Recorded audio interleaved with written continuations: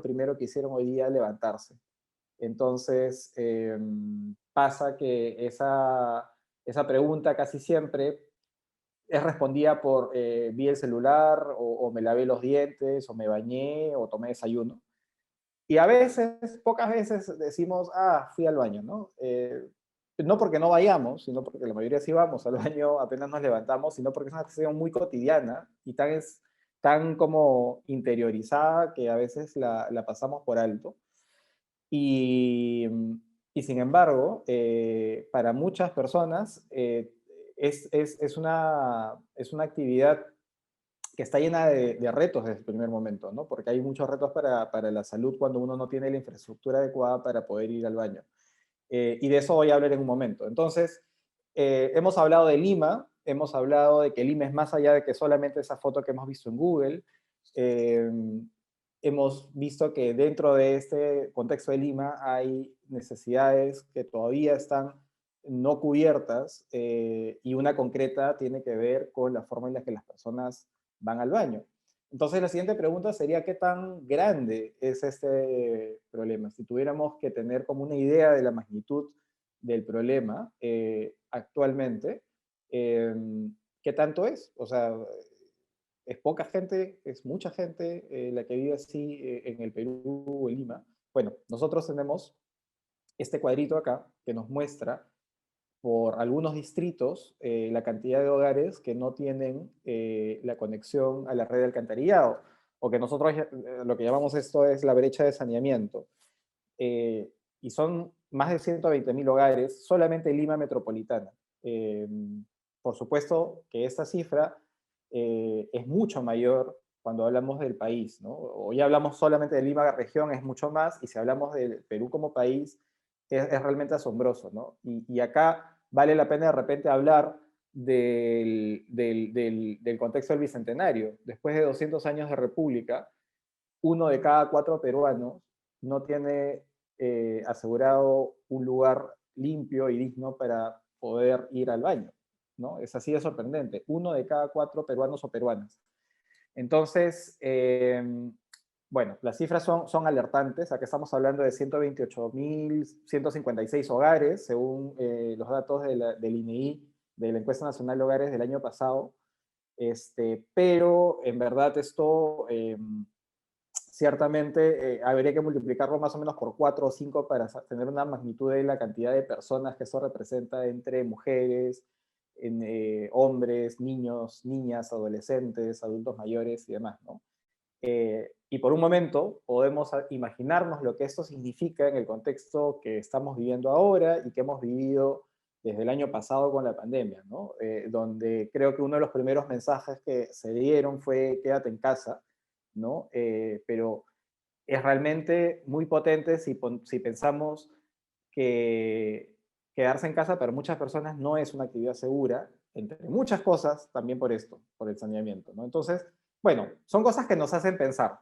Ahora, ¿por qué he empezado la charla presentando esto, ¿no? Creo que principalmente para presentar dos preguntas básicas que de repente ustedes, desde sus áreas profesionales, desde las cosas en las que trabajan, de las cosas que les interesan, de alguna manera han pensado o han vivido también quizás de cerca, y es por qué ocurre esto y luego qué consecuencias tiene esta realidad que hemos descrito. Bueno, la primera pregunta es una pregunta súper compleja, ¿no? Podríamos abordarlo desde diferentes contextos y ahí supongo que, digamos, dependiendo un poco de la aproximación eh, profesional que cada uno tenga, puede tener un diagnóstico distinto de la realidad.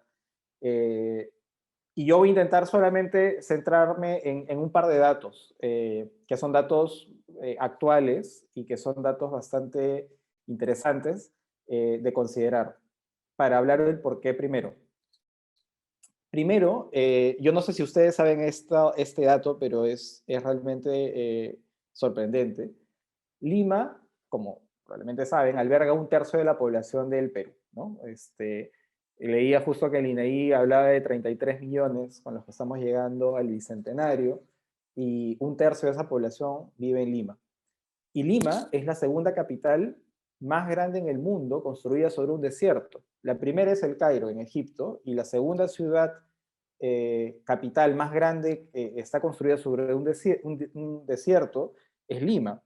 Entonces ya se pueden imaginar el reto que es gestionar una ciudad donde viven más de 10 millones de personas y que está construida sobre un desierto, que por supuesto tiene la característica de que no tiene agua, ¿no?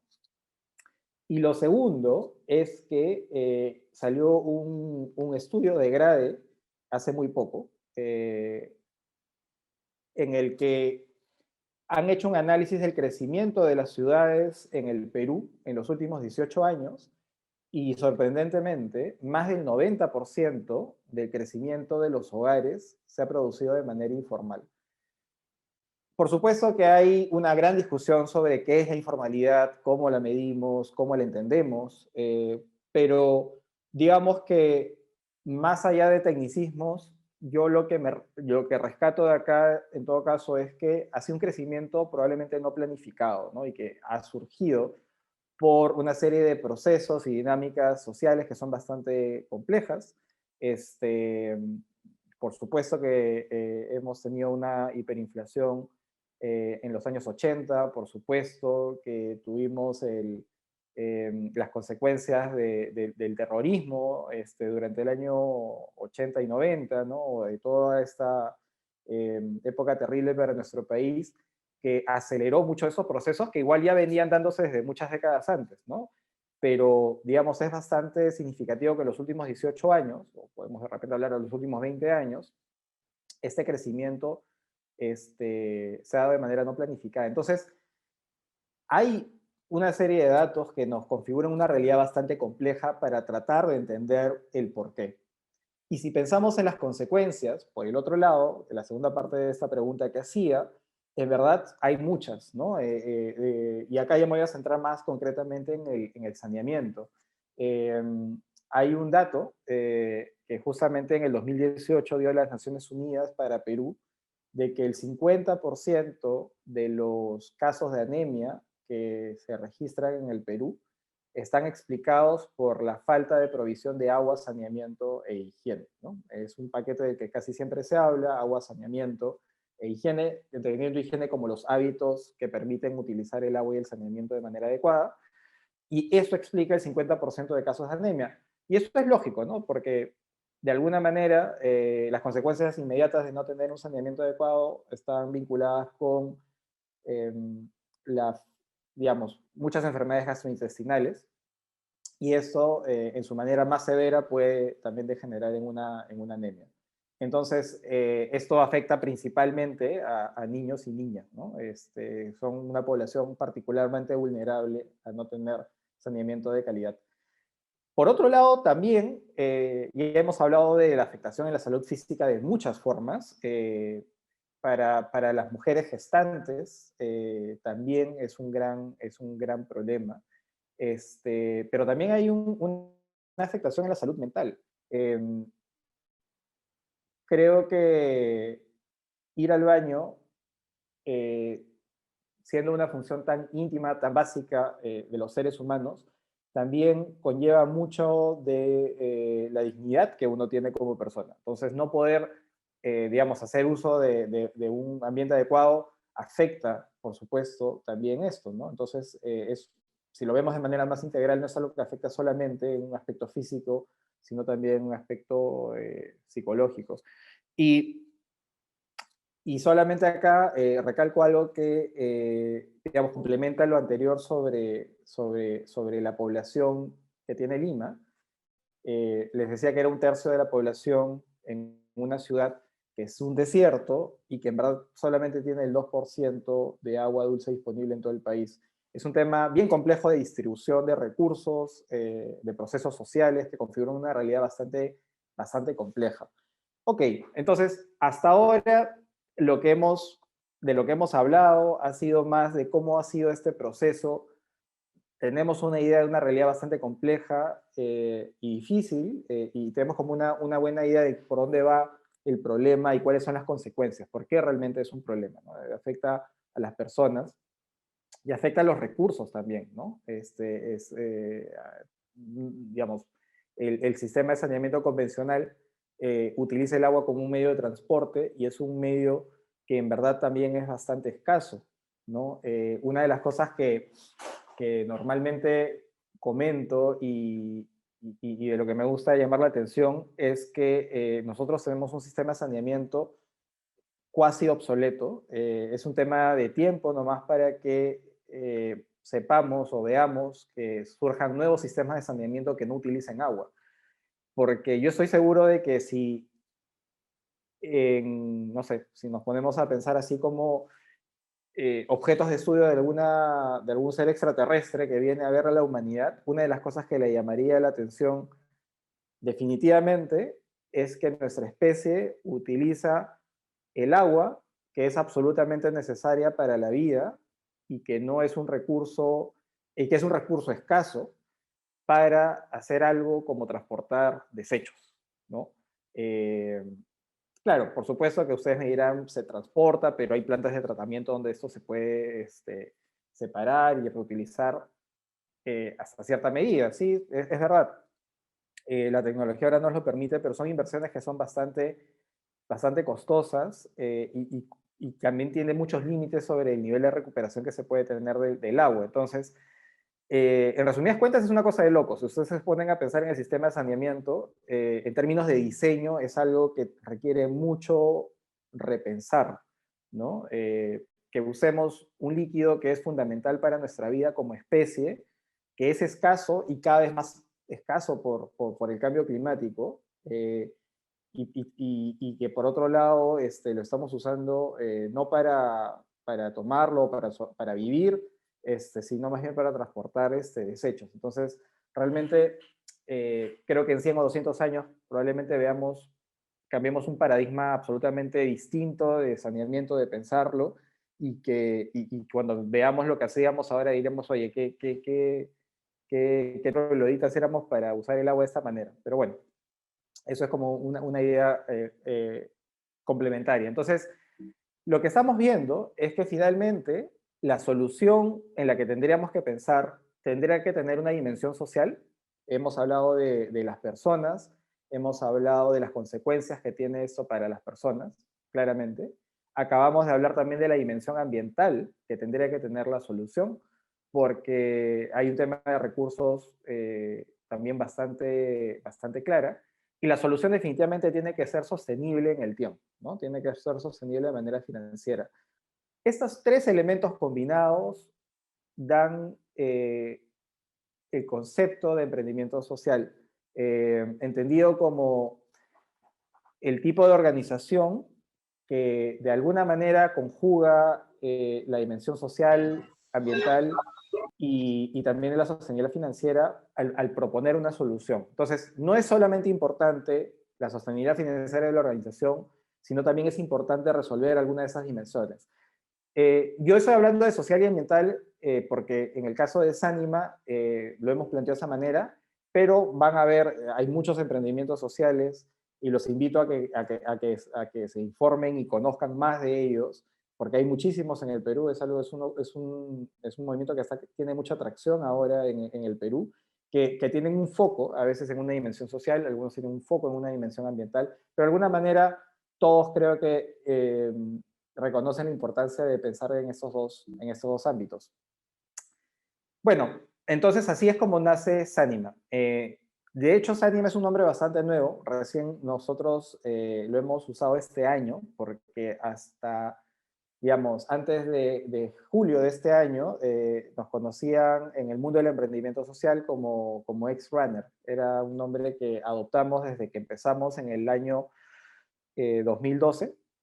Pero ahora justo en nuestro 9º año hicimos un cambio de imagen, de colores, de marca, para poder llevar nuestro mensaje de manera mucho más directa a los diferentes públicos con los que interactuamos.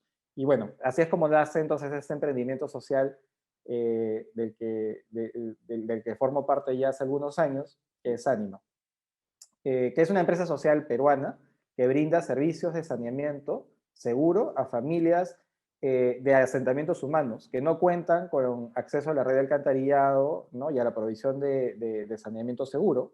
Y actualmente estamos operando en Pamplona Alta, en San Juan de Miraflores, también en una parte de Villa El Salvador y en otra parte de Villa María del Triunfo. Digamos que en la parte sur de Lima, ¿no? En este momento, nuestro impacto es que tenemos más de 800 familias que usan nuestro servicio de diario. Eso es más de 4.000 personas que todos los días tienen un sistema de saneamiento seguro en sus hogares.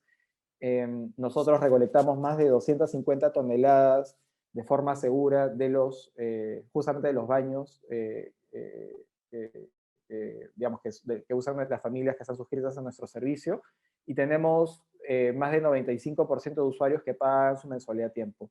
Al ser una empresa social, un emprendimiento social, Sanima tiene un modelo de negocios que, digamos, se presenta como una empresa, y eso es importante entenderlo. En nuestro caso no somos una ONG, sino lo hacemos con un modelo de empresa, proveyendo un servicio por el cual nuestros usuarios pagan, pero por supuesto que el propósito con el que surge esta empresa social, este emprendimiento social, no es el propósito tradicional que normalmente tienen las empresas, que es maximizar beneficios o poder rentabilizar las inversiones que hagan los accionistas, sino la sostenibilidad financiera, pero tan importante como eso es justamente resolver un problema social o ambiental que en nuestro caso hemos identificado en los asentamientos humanos donde no hay la infraestructura para ir al baño, ¿no? Donde hay silos que son focos de infección muy, muy grandes, como vamos a ver. Entonces, una cosa que es importante mencionar es que somos nosotros la primera y la única organización en Sudamérica que ofrece saneamiento basado en contenedores a escala. Ahora les voy a explicar el modelo que tenemos, que es bastante sencillo. Y este tipo de saneamiento, que no es el saneamiento tradicional para el alcantarillado, se conoce como saneamiento de contenedores. Y es un tipo de saneamiento que reconoce Naciones Unidas como saneamiento mejorado. Entonces, eso es importante también mencionarlo, porque no es que a nosotros se nos ocurrió dar una alternativa y simplemente quedó así, ¿no? Hay todo digamos, un soporte detrás de personas que tienen, por supuesto, la especialización del caso para poder garantizar que el tipo de saneamiento que proveemos es saneamiento seguro. Entonces, ¿cómo funciona? Bueno, nuestro sistema principalmente se puede explicar como en 5 pasos, ¿no? Nosotros ofrecemos nuestra solución a las familias que están interesadas. Con quienes están interesados firmamos un contrato como con cualquier servicio. Instalamos un inodoro seco en cada hogar, y eso es importante. Nosotros le llamamos seco porque funciona sin agua. Acuérdense que tenemos muy poquito porcentaje disponible de agua en Lima, que además es una ciudad que está en un desierto, así que es parte de justamente esta visión de sostenibilidad ambiental. Y nuestro inodoro entonces funciona sin agua, funciona más bien con unos controladores de olores y con un sistema de compartimentos que justamente permiten que los desechos se queden dentro del inodoro y no generen malos olores ni tampoco atraigan insectos. Y nosotros lo que hacemos es recolectar puntualmente los residuos que se generan en el inodoro, ¿no? Bueno, hay una serie de rutas que cumplimos, así como pasa con la recolección de basura, pero nosotros hacemos la recolección de este tipo de residuos que provienen de nuestros inodoros y luego los disponemos de forma segura, ¿no?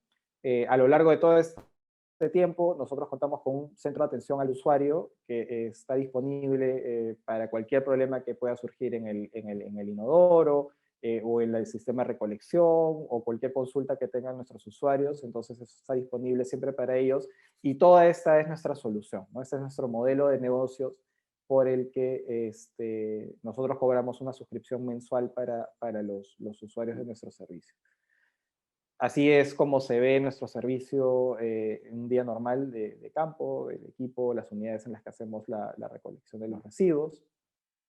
Y ahora les voy a mostrar una de las fotos que para mí son más bonitas, porque ve el paso de lo que les había mostrado antes, que eran los silos, ¿cierto? Son focos de infección bastante grandes, son focos de malos olores también, y también que dañan la infraestructura de los hogares, ¿no? Los silos, para los que no lo saben, son simplemente unos huecos que se hacen en el suelo donde luego se llenan pues los desechos, ¿no? Que irían normalmente al baño. Y lo que pasa con eso es que al tener un hueco de excretas debajo de la casa, es que la estructura misma de la casa se ve comprometida, ¿no? O sea, porque también los hilos se llenan. Después de algunos meses, las personas que tienen silos tienen que taparlos y luego abrir otro silo al costado, ¿no? Y entonces imagínense tener pues una casa con 3 o 4 huecos construidas además sobre excretas es realmente peligroso. Ya no solamente por la salud, más si tienen niños o niñas en casa, o imagínense si hay mujeres embarazadas, por ejemplo, también.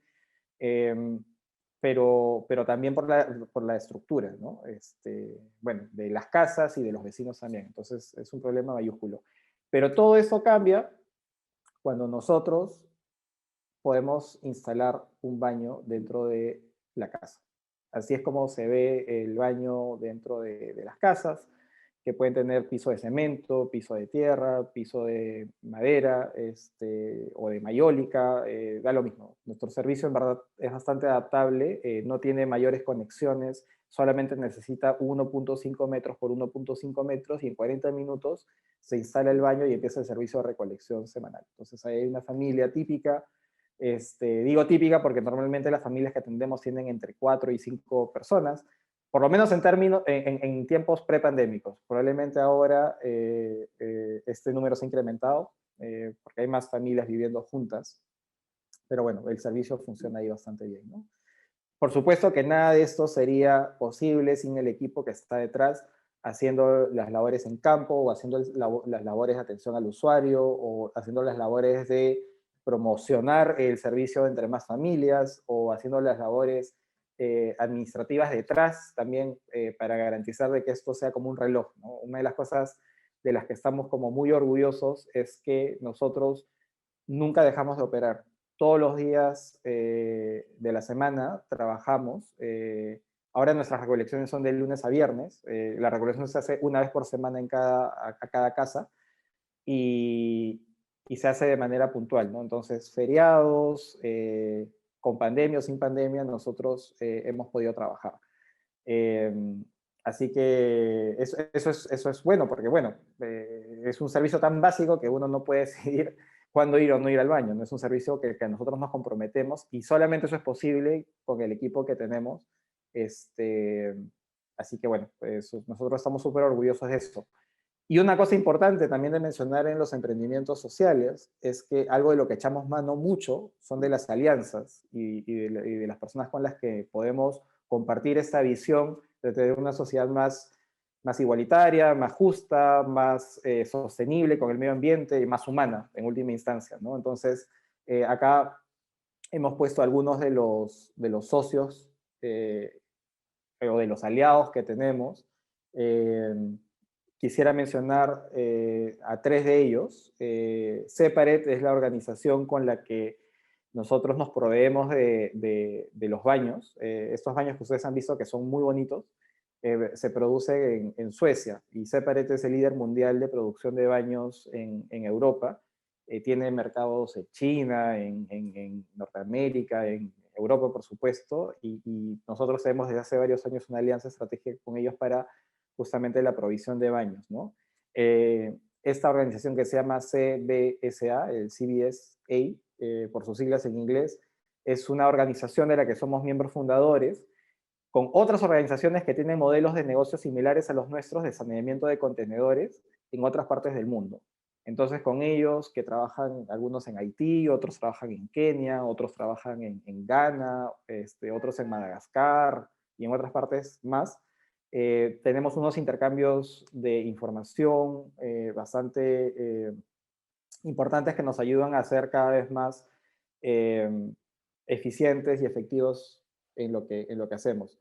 Y finalmente, para quienes no conocen, CUNAN es una organización peruana que aglomera emprendimientos sociales y es una iniciativa que empezó en verdad hace varios años como un brazo de Perú 2021 y que ahora ha ganado una gran presencia, creo que en el ecosistema de emprendimientos sociales en el Perú. Entonces los invito también a que si no lo conocen, lo visiten y si conocen esta organización, bueno, pues manténganse siempre enganchados porque en verdad tienen siempre muchas actividades para dar a conocer emprendimientos sostenibles, increíbles. En el Perú tienen un concurso también que es el Desafío Cunan, una vez al año donde premian también esos emprendimientos. Entonces, de hecho, si ustedes quieren enterarse más, si algo les ha llamado la atención de esta charla y algo les resuena sobre emprendimientos sociales, creo que una buena forma de empezar también es yendo hacia Cuna. Y bueno, por supuesto que hay otras organizaciones, algunas dentro del Perú y otras fuera del Perú, que nos acompañan en este trabajo diario. Entonces, como para ir cerrando un poco, quisiera ir hacia la segunda parte de la charla. Ya les hablé de mi experiencia de trabajo en Sánima. Y ahora la pregunta de repente ahí es, ¿por qué es importante hablar de emprendimientos sociales de cara al Bicentenario? ¿No? Y por lo menos, probablemente hay muchas razones, pero yo creo que puedo pensar en tres, ¿no? Primero, porque hay retos sociales y ambientales en nuestra comunidad. Y digo comunidad y no digo país específicamente, porque creo que es importante pensar el medio en el que uno vive, interactúa, y a veces cuando uno ve cuáles son los retos que hay en términos sociales o ambientales puede quedarse abrumado, ¿no? Porque en verdad parece que se ha intentado muchas cosas, si no todo, y el problema persiste y que en verdad es mucho más grande y que uno haciendo una cosa muy chiquita de repente no va a tener ningún impacto, entonces uno se termina desanimando, ¿no? Pero en verdad las soluciones tienen que efectivamente pensarse en ese contexto más grande, pero las soluciones pueden estar muchas veces en términos muy locales, muy acotados, y ese pequeño cambio ya hace una gran diferencia, ¿no? Ya hace una diferencia en las personas, ya hace una diferencia en el medio ambiente, en nuestra comunidad, sea esta una ciudad, sea un centro poblado, sea el país, sea la región, sea como sea que definamos la comunidad, creo que es importante que uno tenga en cuenta que uno crece en un contexto, vive en un contexto y es importante identificar en ese contexto cuáles son las cosas que tienen que solucionarse, ¿no? Eh, y estoy seguro, todos nosotros somos seres sociales, vivimos en comunidad de alguna manera y seguramente hay varias cosas que ustedes creen que pueden afectarlos de repente a ustedes personalmente, los han afectado de repente en algún momento o ven que afectan a otras personas. Entonces, nosotros hemos elegido un contexto muy específico, identificado un problema también bastante específico, ¿no? Pero en verdad, cosas para hacer hay muchísimas. Ahora en el Bicentenario es un buen momento para reflexionar dónde estamos como país y cuáles son esos retos para adelante. La segunda razón es que hay lógicas y estructuras organizacionales distintas a las del Estado y la empresa. Ciertamente, por ejemplo, la provisión de saneamiento es una función del Estado, no es un derecho, el acceso al agua y saneamiento, pero, digamos, hay una serie de dificultades y de retos para que el Estado pueda llegar con la misma velocidad con la que crece la población, con la misma velocidad con la que se forman y surgen estas dinámicas sociales complejas que hemos descrito al inicio del webinar. Y en ese contexto siempre hay una brecha que tiene que cerrarse, ¿no? Y por otro lado, la empresa, que también es un actor importantísimo en este contexto, o los emprendimientos mismos, que no son emprendimientos sociales, pero digamos, empresa de repente a una escala mucho más pequeña, también actúan, pero a veces siguen una lógica que, como digo, creo que afortunadamente está cambiando, o cada vez por lo menos más, se ve como el rol de la empresa de no solamente maximizar beneficios, no solamente rentabilizar las inversiones de los accionistas, sino también hacerse cargo del impacto que tienen. Pero ojo que el emprendimiento social es diferente a las lógicas de las empresas que tienen a veces áreas de responsabilidad social corporativa, ¿no? O que son socialmente responsables. Porque finalmente la empresa tiene un propósito y su propósito se mantiene. Lo que pasa es que cada vez es más consciente del impacto que tiene y trata de hacer algo para mitigar o anticipar justamente el impacto que sus operaciones tienen. Pero el emprendimiento social, como nosotros, como Sanima y como muchos otros, nace con un propósito claro, que no es solamente la sostenibilidad financiera, sino resolver o ayudar a resolver un problema social y ambiental. Entonces, esa creo que es una gran diferencia. Y esta es una lógica diferente. Y con esta lógica van estructuras también organizacionales diferentes que son fascinantes para que esto pueda ser posible. Entonces, creo que esa es una razón también importante para prestar atención a esta forma de organización que surge también de cara al Bicentenario y que a mí me alegra mucho que haya prosperado en los últimos años y se haya multiplicado. Creo que cuando nosotros nacimos como X-Runner en el 2012, no se hablaba tanto todavía de emprendimientos sociales, o se hablaba en círculos muy, muy reducidos y ahora creo que es algo que ha ganado cada vez más tracción. Y finalmente, la razón que se me ocurría de por qué hablar de emprendimientos sociales en el Bicentenario es porque entre ustedes, los y las asistentes a este webinar, seguramente hay una gran idea, ¿no? Y seguramente hay una gran solución también para alguno de estos retos que seguramente ven día a día, ¿no? Y espero que también propósito y también como ganas de hacer algo por nuestro país, por nuestra comunidad. Entonces, creo que esa es otra razón para también tener a los emprendimientos sociales en cuenta de cara al Bicentenario.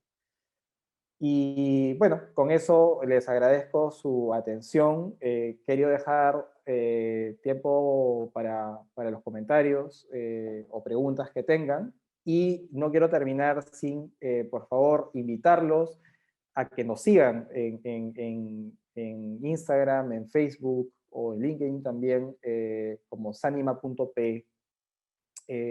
O pueden entrar a nuestra web que es anima.p y ahí están los links también a las diferentes redes sociales que tenemos para que puedan conocer más de lo que les he escrito acá de manera muy resumida, para que puedan ver cómo estamos avanzando mensualmente con las metas que nos ponemos. Y bueno, encantado de escucharlos ahora a ustedes. Muchas gracias. Muchas gracias a ti, Arturo. Tengo algunas preguntas que nos hicieron por el formulario de inscripción. A ver, voy a leerlas. ¿Cómo se pueden sostener los emprendimientos con la amenaza de una tercera ola de pandemia del coronavirus?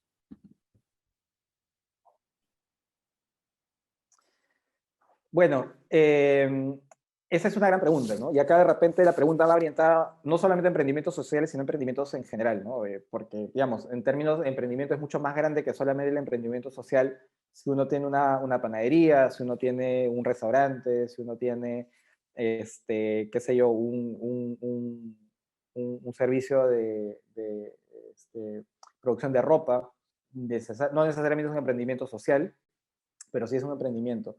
Y esa en verdad es una pregunta difícil de responder, digamos, de manera muy concreta y que sirve igual para todos, pero lo que puedo hacer es compartirles lo que para nosotros ha sido la experiencia de la primera ola y la segunda ola y cómo nos hemos mantenido a flote.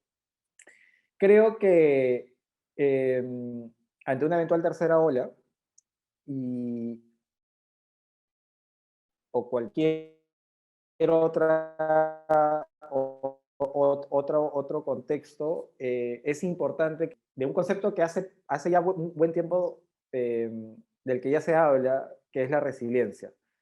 La resiliencia es un concepto que en verdad viene de las ciencias biológicas, de estudiar a los seres vivos, qué sé yo, eh, organismos multicelulares que tienen la capacidad de adaptarse a los cambios que tiene el contexto, ¿no? Y de alguna manera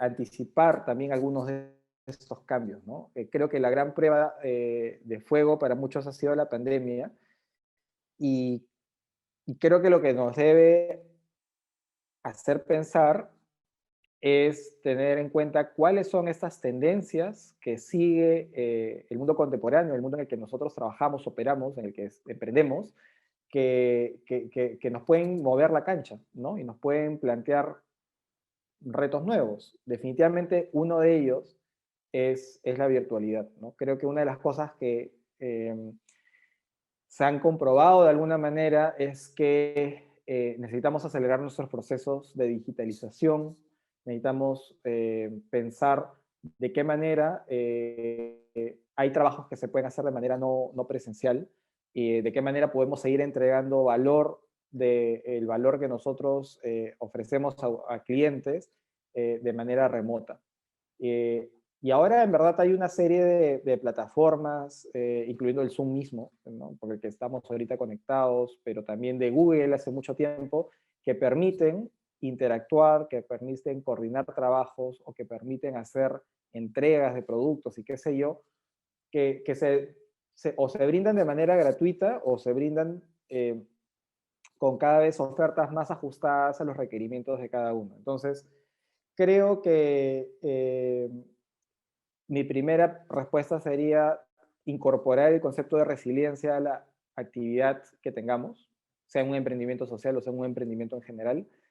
Y en esa resiliencia definitivamente un aspecto que yo no descartaría es la virtualidad o la posibilidad de hacer las cosas de manera no presencial y remota.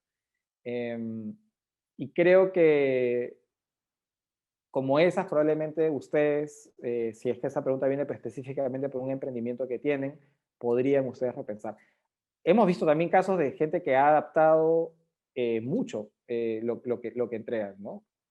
De hecho, ahorita, eso es algo que no comenté, pero es un tema un poco más interno. Nosotros estamos haciendo un trabajo bastante interesante este año, redefiniendo muchas de las directrices que tenemos de más largo plazo, ¿no? El directorio que tenemos, redefiniendo un poco cuáles son las visión y misión de más de largo plazo. Y a veces tener una perspectiva más grande de cuál es el objetivo último que queremos y no centrarnos solamente en la actividad que realizamos puede hacer una gran diferencia, ¿no?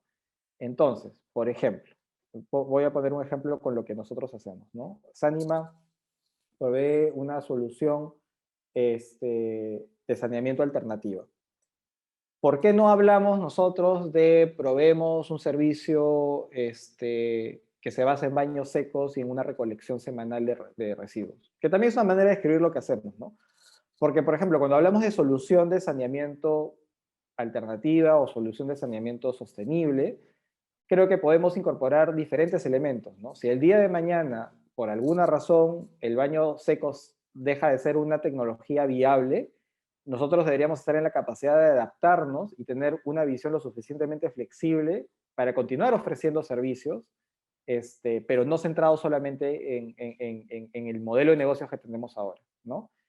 ¿Por qué digo eso? Porque, qué sé yo, si uno tiene un restaurante y finalmente provee, qué sé yo, experiencias o provee algún tipo de servicio específicamente para clientes y tiene una base de clientes, hemos visto casos de restaurantes que se han vuelto también mini markets, ¿no? Hemos visto casos de hoteles que se han vuelto apartamentos para rentar, ¿no? Hemos visto casos de, hay una compañía de calzado que se volvió una compañía de logística, porque ya tenían montada la infraestructura para poder hacer entregas y finalmente empezaron a hacer entregas de otros productos que no eran los suyos. Entonces, nuevamente, esto que les estoy comentando son simplemente ejemplos de resiliencia, ¿no? De haber incorporado la posibilidad del cambio que es permanente y simplemente asimilarlo, ¿no? Sí. Listo, gracias. Tenemos un comentario y una pregunta por el chat de Omar. Nos dice, bueno, te felicita por tu importante emprendimiento, Arturo, y que sigan creciendo y que se siga replicando. Y la pregunta es si su modelo de negocio les permite continuar con los mismos resultados si es que alguno de sus socios estratégicos fallara en algún momento o reduzca su contribución significativamente. Claro, eso es un riesgo en cualquier emprendimiento social o en cualquier emprendimiento, ¿no? Que uno finalmente no tenga los fondos con los cuales operar o las inversiones que uno más o menos ha previsto. Bueno, a ver, doy una respuesta en términos un poco más genéricos, pero que creo que se pueden aplicar a diferentes contextos, ¿no? En nuestro caso, específicamente, nosotros estamos en un proceso ahora de crecimiento. Nosotros hemos operado básicamente como en 4 fases hasta ahora, ¿no? La primera, donde hubo simplemente un piloto para validar el servicio que brindábamos. Primero, o sea, y acá quiero, igual es algo que no mencioné, yo he entrado a trabajar a Sanima hace algunos años, pero yo no estuve desde los inicios. Entonces, propiamente, este ha sido un emprendimiento de dos mujeres, este, Isabel y Jessica, que ahora todavía se mantienen como son cofundadoras de Sanima, pero ya no están en la gestión del día a día de la organización. Y ellas empezaron en el 2012 haciendo ellas mismas todo, ¿no? Jessica era diseñadora industrial, así que ella hizo un diseño de baño. Isabel tenía formación en negocios, así que ella planteó el modelo de negocios y empezaron ellas mismas a contactar a las familias con 10 personas para ver si podían o no hacer este piloto y ver cómo funcionaba, qué funcionaba y qué no. Bueno, hubo todo un tiempo de piloteo donde en verdad se validó mucho el modelo de negocios. Luego una época de crecimiento, que fue la segunda época que tuvimos, donde de 10 unidades, de 10 baños, en 10 familias, en verdad crecimos algunos cientos. Y luego hubo un tercer momento que fue de reordenamiento en las operaciones, ahí es donde entré yo, para justamente hacer nuestro modelo más eficiente y ya con esa perspectiva de sostenibilidad financiera, para depender menos, en ese momento estábamos operando principalmente con fondos externos que venían en la forma de premios o fondos a los que uno postula, ¿no? Hay, en el mundo del desarrollo o de los emprendimientos sociales, una de las justamente los incentivos es que hay muchos fondos y premios que permiten, si tienes una buena idea y tienes un plan de negocio sólido, tener fondos para que eso crezca y tú seas sostenible en algún momento. Bueno, hicimos nosotros en esa tercera fase un reordenamiento de operaciones que nos permitían ver la luz al final del túnel, ¿no? Saber que en cierto punto nosotros íbamos a poder cubrir justamente nuestras operaciones con los mismos ingresos que genera el servicio. Y estamos ahorita en esa cuarta fase, que es ese crecimiento. Les decía que ahorita tenemos más de 800 hogares en nuestro servicio, pero empezamos el año con 660. Entonces, digamos, hasta mitad de año hay más de 170 hogares que se han incorporado a nuestro servicio, lo que en verdad son como 800 personas que están usando el servicio, ¿no? Más o menos son como 5 personas por hogar, y eso, en verdad, esperamos que crezca más de 1000 hacia finales de año, así que estamos en ese proceso. Entonces, ¿por qué te menciono esto? Es una respuesta un poco larga, porque detrás hay un plan de sostenibilidad financiera. O sea, detrás hay un punto en el que uno dice, ok, ¿qué quiero lograr con esto? ¿Y qué necesito para justamente poder cubrir todos los gastos que genera la operación con los ingresos que tengo, ¿no? ¿Cuál va a ser mi estrategia de largo plazo para llegar a ese punto? ¿Cuándo lo alcanzo? Y eso es principalmente lo que estamos ahora, ¿no? Y definitivamente es un riesgo, si en ese proceso tú tienes un aliado o un donante importante que luego se retira. Por eso es que es importante, en el caso de los emprendimientos sociales, tener una buena gestión de donaciones o una buena gestión con los aliados, ¿no? Y identificarlos y diversificar también los riesgos, como en cualquier inversión, en verdad, ¿no? No depender solamente de una persona, de un fondo en particular, sino ver cuáles son las alternativas disponibles para poder justamente no quedarse ahí a medio camino, ¿no? Así que esa creo que sería mi respuesta para Omar. Genial, muchas gracias. Tenemos otra pregunta de Jeff. Se dice que el acceso a los servicios básicos es un derecho universal. ¿Cuál sería la causa para que habiendo pasado 200 años sigan viviendo nuestras personas sin acceso a ello en el Perú? Es una excelente pregunta, Jeff, y me encantaría tener la respuesta. Creo que parte de esa realidad bastante compleja en el que no solamente con el saneamiento y el agua, que es una cosa muy tangible, pero hay tantos niveles en los que todavía hay ciudadanos y ciudadanas a las que no se les puede garantizar la, los derechos plenos, ¿no? Todavía, lamentablemente, vamos a llegar al bicentenario donde parece que hubieran ciudadanos y ciudadanas de primera clase diferentes a otros. Y lamentablemente mucho todavía hace donde uno nace, en qué contexto nace, para ver si es que uno tiene o no ese acceso garantizado a los derechos. Pero creo que es parte del reto en el que estamos, ¿no? En el caso del saneamiento yo he tratado de explicar que hay un problema o un reto bastante grande en términos de distribución geográfica. Tenemos, por razones históricas, un centralismo bastante grande en Lima, donde un tercio de la población se concentra en una porción muy chiquita del territorio, donde además sucede que es un desierto y donde además sucede que tenemos muy poquita agua disponible de lo que tenemos en todo el país. Entonces, eso genera un montón de retos para el tránsito, para, qué sé yo, las oportunidades laborales, para, en fin, mil cosas, ¿no? Infraestructura de carreteras y demás, pero también concretamente para el tema de saneamiento.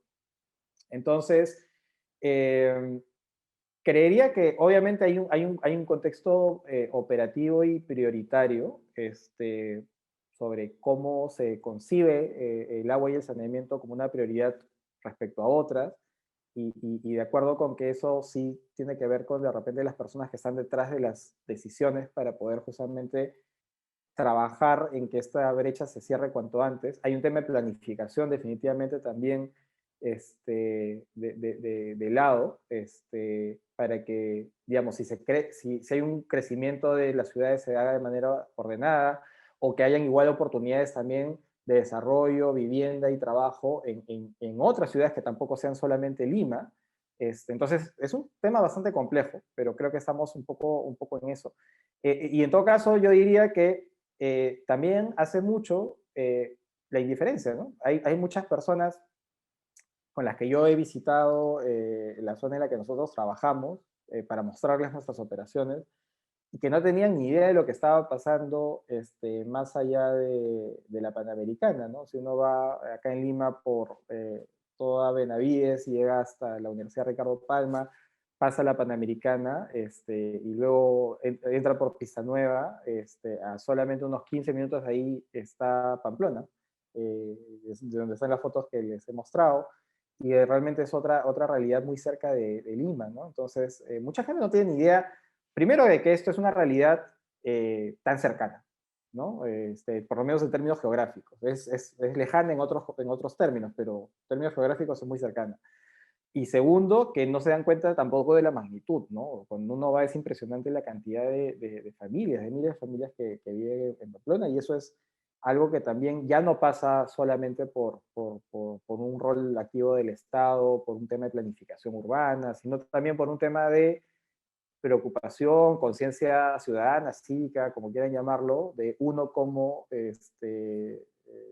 peruano o peruana, ¿no? Y qué es lo que está pasando, o limeño o limeña en este caso, de qué es lo que está pasando en la ciudad de uno. Tenemos una pregunta más de Sebastián. Uh -huh. Dice, ¿cuáles son los aspectos más positivos y qué descartarían que puedan contribuir a mejorar el acceso al agua, saneamiento y otros servicios a partir de la Ley de Desarrollo Urbano Sostenible recientemente aprobada? Es una buena pregunta. En verdad, entender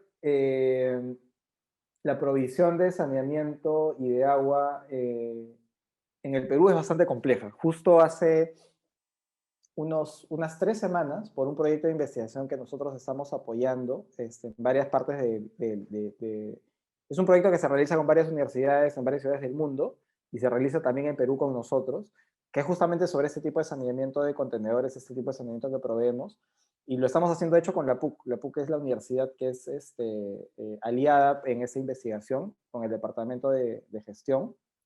y estuvimos entrevistando a algunos expertos en el tema. Entonces, para mí fue súper interesante porque también pude hablar con personas que han visto por muchos años, justamente hablé con un abogado, un profesor de la Universidad de la Católica, que es profesor del Departamento de Derecho, que ha hecho su tesis doctoral en el marco normativo del agua y saneamiento en el Perú. Entonces conoce no solamente las leyes actuales, sino cómo ha sido la evolución en el tiempo de esos marcos normativos, ¿no? Y una de las cosas que él me decía es, en verdad, eh, hay dos aspectos, ¿no? Uno, que en términos normativos es realmente complejo. Lima es un, él me decía, Lima es un monstruo diferente a lo que pasa en todo el Perú. En el resto del Perú está municipalizada la provisión de agua y saneamiento, lo que en verdad genera problemas muy, muy grandes porque, digamos, hay muchos retos todavía en la gestión municipal por resolverse para poder hacer justamente el tipo de empresas o compañías que provean agua y saneamiento en otros lugares que no son Lima. Y en el caso de Lima, bueno, hay muchos actores, este, pero hay todavía y ahí ya creo que ahí va la segunda parte, hay creo que una visión todavía muy cerrada respecto a cuáles son las alternativas viables para poder llegar justamente a esas personas que se encuentran en lugares donde es técnica y económicamente más difícil llegar con la provisión de agua y saneamiento. ¿A qué me refiero? Que hay a veces una visión de que la única salida posible y viable es la provisión de agua por alcantarillado, como tradicionalmente lo conocemos, sin ver que hay, como lo que hacemos nosotros, soluciones que pueden ser intermedias y que solucionan el problema en 40 minutos, que los pueden solucionar ya. Eh, Mientras se desarrollan igual los proyectos de infraestructura que tienen un tiempo para aprobarse y un presupuesto y en fin, toda una lógica también detrás del Estado. Entonces, creo que incorporar y en ese lado hacer sinergia entre emprendimientos sociales y el Estado, por ejemplo, puede ser una de las cosas que podrían incorporarse, que creo que no se han visto. En el papel sí dan, dentro del marco de la ley hay la opción de alternativas, pero no es algo que lo que se haya explorado, reglamentado, y en todo caso es un tema también de voluntad, principalmente las personas que toman decisiones detrás de esto, de querer empezar como por ese paso.